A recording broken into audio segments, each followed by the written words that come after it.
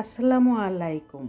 আপনারা যে যেখান থেকে আমার ভিডিওটা দেখছেন, আপনাদের সকলের প্রতি রইল আমার পক্ষ থেকে দোয়া আর ভালোবাসা। শুরুতেই আমি ফ্রেঞ্চ টোস্ট করার জন্য আমি এখানে 2টা ডিম আর 2 টেবিল চামচ চিনি দিয়ে ফেটিয়ে নিচ্ছি। আর এখানে আমি এই ফ্রেঞ্চ টোস্টটা করার জন্য পাউরুটি নিয়ে নিয়েছি। আর এইভাবে ফ্রেঞ্চ টোস্ট করলে আমার ছোটো মেয়েটা খুব পছন্দ করে খায়। আর ওর পছন্দ মতোই আমি প্রায়ই করে থাকি এই ফ্রেঞ্চ টোস্টটা। আর আমার ভিডিওটা যদি আপনাদের কাছে একটু হলেও ভালো লেগে থাকে তাহলে অবশ্যই একটি লাইক দিয়ে কন্টিনিউ করবেন আর সাবস্ক্রাইব করে অল বাটনে প্রেস করে রাখবেন। যারা করেছেন অলরেডি তাদেরকে অসংখ্য অসংখ্য ধন্যবাদ। আর আমি এই ভিডিওটা আমি বেশি বড় করিনি। আমার ভিডিও সবসময় ছোটোখাটো একটা ভিডিও থাকে, হয়তো 4 থেকে 5 মিনিট, না হয় 5 থেকে 6 মিনিট এরকম আমি ভিডিও করে থাকি। বড় ভিডিও এখন কেউ দেখতে চায় না। 12 থেকে 14 মিনিট ভিডিও আমি জীবনেও কোনো দিন দেইনি। আর সেজন্য আমার হয়তো ভিউজ কম নাকি সাবস্ক্রাইবার কম সেই চিন্তা করে আমি দিয়েই যাচ্ছি ভিডিও। কিন্তু এখন আমার মনটা একদম খারাপ হয়ে গেছে। সেজন্য আমি বেশ 2-3 দিন 4 দিন পরে আমি ভিডিও দিয়ে থাকি। তবে শর্ট ভিডিও দিয়ে অনেকেই শুধু শর্ট ভিডিও দিয়ে অনেক উপরে উঠে গিয়েছে, কিন্তু আমি লং ভিডিওর সাথে শর্ট ভিডিও দিয়ে থাকি। আর দিয়ে থাকার পরেও আমি কোনো ফায়দা পাচ্ছি না। আর সেই জন্যই মনটা আমার ভীষণ খারাপ। সেই চিন্তা করে তবুও আমি দিয়ে যাচ্ছি। তো আর আপনাদের ভালোবাসা পাওয়ার জন্য আমি সবসময় উদ্বিগ্ন হয়ে থাকি। আর মনে করি যে আমি যেটা শুরু করেছি সেটা আমি শেষ দেখে নেব, সেই চিন্তা করে আমি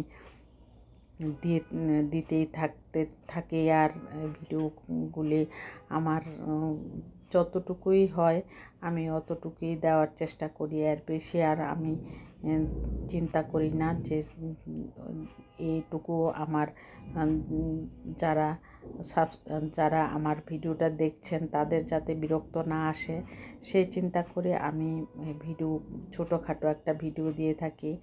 আর আমি ড্রয়িং রুমটা আজকে গুছিয়ে নিলাম। ভাবলাম যে একটু ঈদের পরে আর গুছানোর চিন্তা করি নাই। আর সেই চিন্তা করে আজকে ভাবলাম যে ঘরটা একটু গুছানোর চেষ্টা করি। সবগুলি ঘরই একটু একটু করে গুছিয়ে তারপরে আমি গোছলে যাব। আর সেই পাউরুটির ফ্রেঞ্চ টোস্টটা তো করে নিলাম গতকাল সন্ধ্যায়। আর তারপর দিন আমি নাস্তার পর্ব শেষ করে তারপরে ঘরটর গুছিয়ে তারপরে সন্ধ্যায় বা বিকেলবেলা দুপুরের খাওয়ার জন্য রান্না করতে হবে। আর সেই রান্নাটা আমি আস্তে আস্তে করে নিয়েছি। যা করেছি তা আপনাদের সামনে একটু একটু করে তুলে ধরার চেষ্টাও করেছি। ভাবলাম সোফাটা আগে ঝেড়ে টেড়ে পরিষ্কার করতে, এগুলি করতে কিন্তু একটু একটু করে করতে গেলে অনেক সময়ের লেগে যায়। তবুও আমি চেষ্টা করেছি যতটুকু পেরেছি আমি আপনাদের সামনে তুলে ধরতে। আর এদিক দিয়ে সোফার সামনের টি টেবিলটা আমি মুছে নিলাম, মুছে একদম ক্লিন করে নিলাম। স্ট্যান্ডের মধ্যে আমি অন্য সময় মোবাইলটা রেখে কাজ করি, কিন্তু আজকে আমি হাতেই মোবাইলটা নিয়ে কাজ শুরু করে দিয়েছি। সব সময় একরকম মন মানসিকতা থাকে না, আসলে স্ট্যান্ড লাগানোর মতো মন মানসিকতাও থাকে না। সেই চিন্তা করে আজকে আমি হাতে নিয়ে মোবাইলটা তারপর আমি একটু একটু করে ভিডিও ক্লিপ নিয়ে তারপর আপনাদের সামনে তুলে ধরলাম। আর আমার ড্রয়িং রুমের 2টা সোফাই আমি গুছিয়ে পরিষ্কার করে নিয়েছি। এখন মোছামাছির কাজও শেষ হয়ে গিয়েছে। এখন আর ঘরটা একটু ঝাড়ু দিতে হবে, কারণ বুয়া ঈদের পর যে 2 দিন এসেছিল, ঈদের 2 দিন পর্যন্ত অনেক কাজ করে গিয়েছে। এখন দেশে চলে গিয়েছে। এই 7-8 দিন আমার নিজের কাজ একাই হাতে সব কিছু গুছিয়ে করতে হবে। আর আমি আমার ড্রয়িং রুমের জানলা দিয়ে বাইরের দৃশ্যটাও একটু দেখিয়ে দিলাম আপনাদেরকে। আমার বাসার সামনে দিয়ে অনেক গাছ, একটা পার্ক আছে, পার্কের মধ্যে গাছের অভাব নাই। আর ওই গাছের পাতাগুলি একদম সবুজের ঘিরে আছে একদম।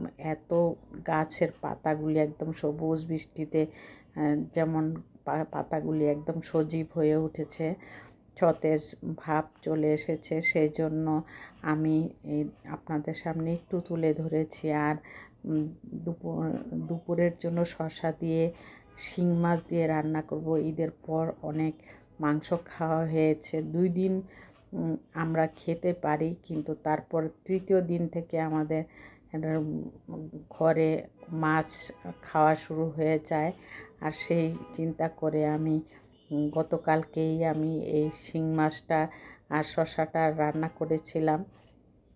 এই ঠান্ডা তরকারি গরমের মধ্যে খেতে ভালোই লাগবে। অল্প মশলাতে আমি কিন্তু রান্নাটা করেছি, আর খেতেও কিন্তু অসাধারণ লেগেছে। আমরা কালকে খেয়েছি এই শসা তরকারিটা। আর করলা ভাজি করেছিলাম। করলা ভাজি তো আমি নর্মাল একদম, এত গরমের মধ্যে রান্নাঘরে থাকাই যাচ্ছে না, এত গরম লাগছে। তারপরেও করলা কেটে, আলু কেটে তারপরে আমি একসাথে বসিয়ে দিয়েছি। পেঁয়াজ আর একটু হলুদের গুঁড়া দিয়ে, লবণ দিয়ে আর তেল দিয়ে বসিয়ে দিয়েছি। তারপরে নাড়াচাড়া করে আস্তে আস্তে দমের মধ্যে হতে থাকবে। আর এইভাবে করলাটা রান্না করলে কিন্তু অনেক মজা হয়। করলা যেমন একটু তেল বেশি দিতে হয় করলাতে, তাহলে তেলটা আবার ছেঁকে তুলে নিলেই চলে। আর এই করলা একটু তেল না থাকলে কিন্তু মজাটা কম লাগে।